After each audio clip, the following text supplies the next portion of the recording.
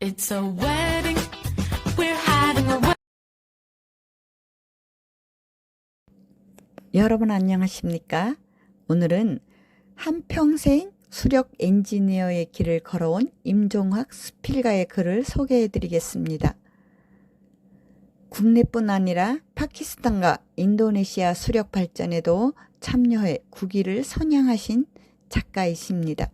실오라기만 한 오차도 허용되지 않는 엔지니어의 길에서 감성을 살아올린 글들은 정말 반전에 재미를 주고 있습니다. 자, 그러면 낭독해 드리겠습니다. 적광의 새벽 젤륨 강에서.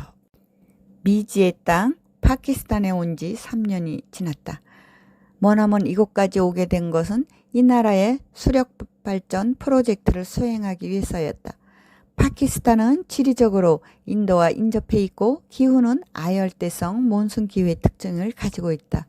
여름철 우기와 겨울철 건기의 구분이 뚜렷해 우기 동안의 강우량이 그해 1년 동안의 강우량 대부분을 차지한다.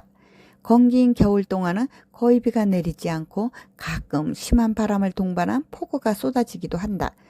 이른 새벽부터 바람이 일고 비가 내리기 시작하더니 비와 우박이 번갈아 쏟아지고 있다.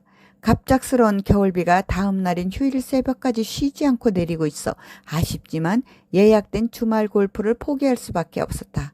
비 내리는 새벽, 평소 같으면 운동을 시작해야 할 시간이지만 나는 커튼을 열고 창가에 서서 동트는 새벽에 젤륨강과 마주하고 있다. 젤륨강의 어둠을 물리치고 조용히 동터오는 새벽의 빛, 그리고 점차 가늘어지고 있는 빗줄기가 얌전히 강 위로 내리고 있다. 이렇듯 고유한 아름다움을 자아내고 있는 이슬비의 단상, 그 넓다란 품에 안고 있는 새벽 젤륨강의 모습이 나의 마음을 평온한 행복감으로 감싸주었다. 그림 같은 새벽의 젤륨강을 감상하고 있자니 문득 오래전 하사바튼 법명 적광이라는 이미지가 떠올랐다. 마치 지금 마주한 새벽 젤륨강의 이미지와 일치하지 않은가. 적광이라는 법명은 20여 년 전 법정 스님께서 지어주셨다. 당시 나는 정신적인 수양에 도움을 받고자 전남 순천에 있는 송광사에 일주일간의 선수련을 신청하였다. 곧 입문이 허락돼 잠시 속세를 뒤로하고 사찰의 규율과 일정에 따라 스님들과 같이 숙식하였다. 매일 오전 한 차례, 오후 한 차례 고명하신 가르침을 받았고 새벽 여별과 하루 세 끼 바로 공양을 경험할 수 있었다. 공양 시간이 되면 차례를 기다렸다가 합작 모습으로 앞으로 배급되는 음식과 함께 그 음식이 배급되기까지 수고하신 모든 이와 농부님의 노고에 정갈한 마음으로 감사의 경배를 드린 다음에야 공양을 시작하게 되었다. 공양이 끝나면 바로의 바닥에 남은 음식 찌꺼기 하나까지도 남기지 않기 위해 물을 받아 김치 한 쪼가리를 이용해 깨끗이 헹군 다음 그 물과 음식 찌꺼기를 남김없이 먹어야 했다. 처음에는 약간 비위가 거슬리기도 했지만 바로 공양이 계속되면서 차츰차츰 적응이 되었고 지금까지 별 생각 없이 먹어오던 하루 세 끼의 식사에 대한 가치를 다시 생각해 볼 수 있게 되었다. 길지 않은 수련 기간 동안 스님들의 수행이야말로 참되지만 매우 어려운 고행 그 자체이기도 하다는 생각을 하게 되었다. 또한 지금껏 절제되지 못한 나의 삶에 대한 의미를 되새겨 볼 수 있었던 시간이기도 했다. 목요일 오후 시간은 내가 평소에 소설이나 매스컴을 통해 접해오던 법정 스님의 법강을 직접 들을 수 있게 되었다. 대부분 기억하고 있지는 못하지만 인간사의 매사에는 시작이 있으되 반드시 그 끝이 있다라는 말씀과 함께 지금 백담사에서 죽을 쓰고 있는 전두환의 경우도 처음만 알았지 그 끝이 있다는 진실을 몰랐기 때문이다라는 예를 들어 부언해 주셨던 기억이 남아있다. 성광사를 떠나온 후에도 살아오는 동안 그 말씀이 가끔 생각나 진정한 의미를 되새겨보곤 한다. 수련대회가 끝나가는 금요일 오후 법정 스님으로부터 법명을 하사받을 수 있었다. 하얀 창호지에 붓으로 적광이라고 쓰인 법명이 봉투에 담겨 있었다.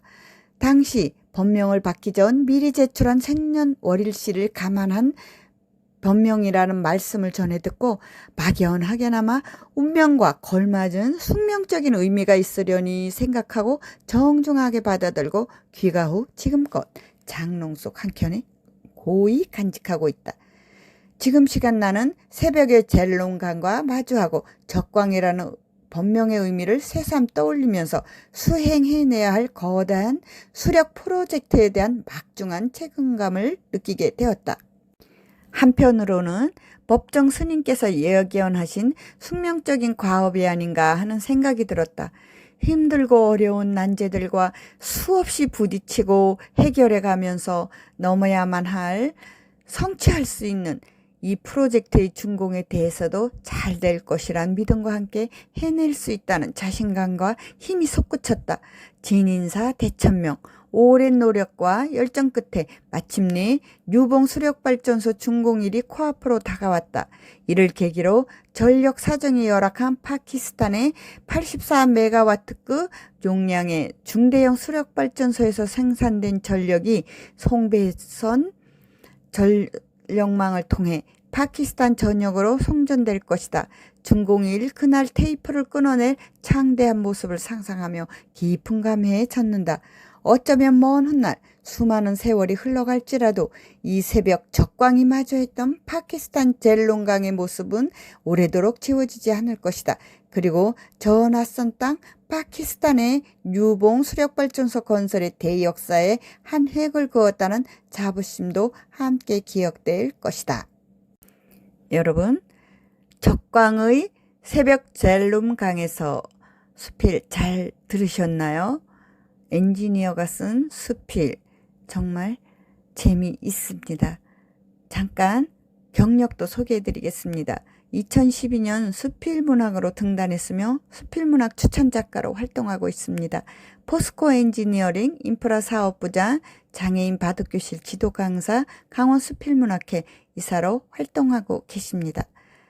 여러분 들어주셔서 감사합니다. 그러면 다음 시간에 더 재미있고 특별한 글 가지고 여러분 앞에 나오겠습니다. 감사합니다. It's a